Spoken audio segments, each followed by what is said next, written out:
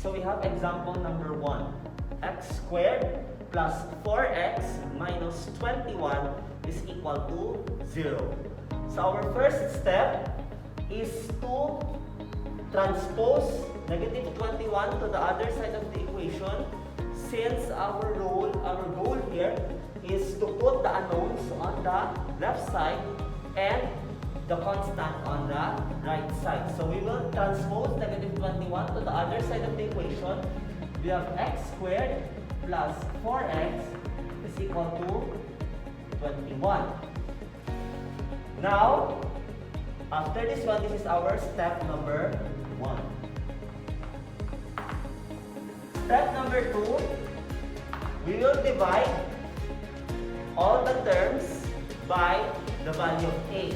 Our a here is 1. So we will divide it by 1. So x squared plus 4x is equal to 21. So we will divide both sides by all sides and all terms by 1. So it will remain x squared plus 4x is equal to 21. Now step 3, we will use a formula in order to get the constant term here.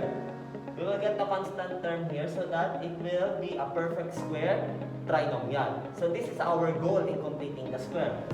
The unknown here on the left side, we will make it a perfect square trinomial. So we will find the factor, or we will find the constant term of these terms on the left side to make it a perfect square trinomial. And our formula is b over 2a raised to the power of 2. B here represents the value of b here. A stands for the value of a here. All over b, a is raised to the power of 2. So b over 2a raised to the power of 2. So by substitution, our a is 1 and our b is 4. So we have 4 all over 2 times 1 raised to the power of 2. Now we will multiply 2 by 1. So we have 4 over 2 squared. So that is 4 divided by 2 equal to 2 squared, which is equal to 4. So that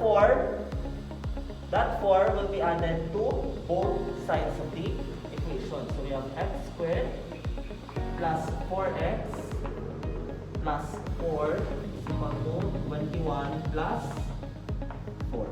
So this is our step number 3. To simplify this one, we have x squared plus 4x plus 4 is equal to 25. So this is our step number 3. Our step number 4 is to make it a perfect, we will make it as the square of 2 terms. So square of a binomial, the left side of the equation. While ago, we have x squared plus 4x plus 4 is equal to 25. So we will make it a perfect, we will make this as an expression of the the square of a binomial. So what are we going to do? Get the square root of the first term and the last term. So the square root of x squared is x. The square root of 4 is 2. We will follow the sign of the middle term here. We will follow the sign, in this case, positive. So we have x plus 2. Then put it on the square is equal to 25. So this is our step number 4. Our step number 5 is to extract the square roots for both the left side of the equation and the right side of the equation. We will use again the concept of square root property, wherein if square root of x squared is equal to the square root of n, then x is equal to plus minus n. So we have x plus 2 quantity squared is equal to 25. So get the square root of both sides of the equation. So we have x plus 2 is equal to plus minus 6, we will segregate the plus minus here. So 1 will be plus and 1 will be minus. So we have x plus 2 is equal to plus minus 5. So we segregate. We have x plus 2 is equal to 5. And here x plus 2 is equal to negative 5. Transpose to the other side of the equation ang 2. So we have x is equal to 5 minus 2. So 5 minus 2 is equal to 3. So we have x sub 1 is equal to 3. Here we will transpose also. So we have x is equal to negative 5 minus 2. So this is x sub 2 now. The x sub 2 is equal to negative 7. Since negative 5 minus 2 is equal to negative 7. Therefore, x sub 1 is 3 and x sub 2 is negative 7. Therefore, the solution of x squared plus 4x minus 21 is equal to 0, or x is equal to negative x is equal to 3, or x is equal to negative 7. We have example number 2. 2x squared minus 5x plus 3 is equal to 0. So we will apply the 6 steps in solving the quadratic equations by completing the square. So our step number 1, as what I mentioned a while ago, we will transpose the constant term to the right side of the equation. The remaining will be the unknown terms. We have those with variables. So we have 2x squared minus 5x plus 3 is equal to 0. We will transpose. We have 2x squared minus 5x is equal to negative 3. After that, step 2, we will divide both sides of the equation by a. So 2x squared minus 5x is equal to negative 3. Therefore, we will divide it by 2. So it will become x squared minus 5 halves. X is equal to negative 3 over 2. So this is how we get the step 2. Now step 3, we will get the constant term of the left side so that it will be a perfect square trinomial. And the formula is b over 2a squared. We will follow the a here on the step 2 already, not on our original equation. So we have the negative 5 over 2 or over 2 times 1 raised to the power of 2. So it will become, so this will becomes negative 5 over 2 raised to the power of 2. And since we are dividing the fraction by a whole number, so we will reciprocate 2. So we have negative 5 over 2 times 1/2 raised to the power of 2. We reciprocate the value of 2 since we are dealing with division of fraction and a whole number. So the reciprocal of 2 is 1/2. Next, we have negative 5 over 4 squared.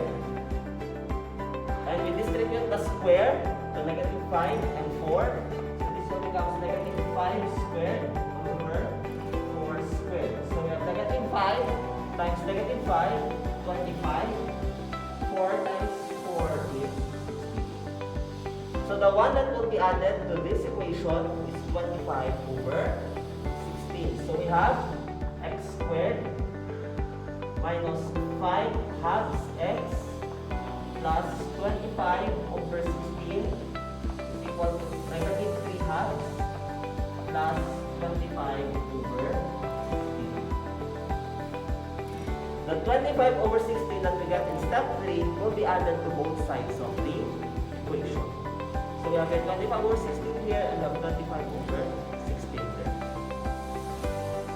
So we will simplify negative 3 halves and 25 over 16. So we have x squared minus 5 halves x plus 25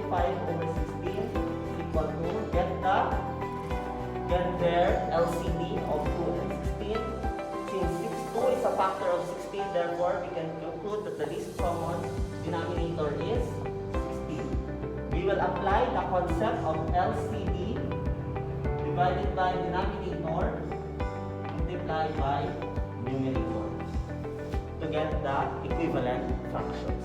So 16 divided by 2 is 8 times negative 3 is negative 24 plus 16 divided by 16, 1 times 25 is 20. Then we will simplify. We have x squared minus 5 times x plus 25 over 16 equal to 1 over 16. So this is now the simplified form of step number 3. Now step number 4, we will make this as a square of a binomial. So we will get the square root here and get the square root there. So we have the square root is x. Then the square root of here, so get the square root of 25 and 16. So we have 5 over 4. As what I said a while ago, we will follow the sign of the middle term, which is minus. So square equal to 1 over 16. This is now step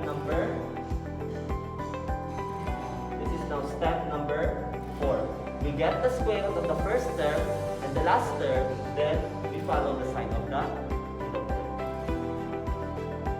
Step number 5, get the square root of both sides of the equation. So we have square root of x minus 5 over 4 quantity squared equal to 1 over 16. We will get the square root. So x minus 5 over 4 squared is equal to square root of 1 over 16. We will get the square root of x minus 5 over 4 squared and square root of 1 over 16. So we have x minus 5 over 4 is equal to plus minus the square root of 1 over 16, which is equal to 1/4. 1/4, since the square root of 1 over 16 can be equivalent to square root of 1 over square root of 16. So we have 1 over. Then step number 6, we will separate the plus minus. So we have x minus 5 over 4 is equal to plus minus 1 over 4.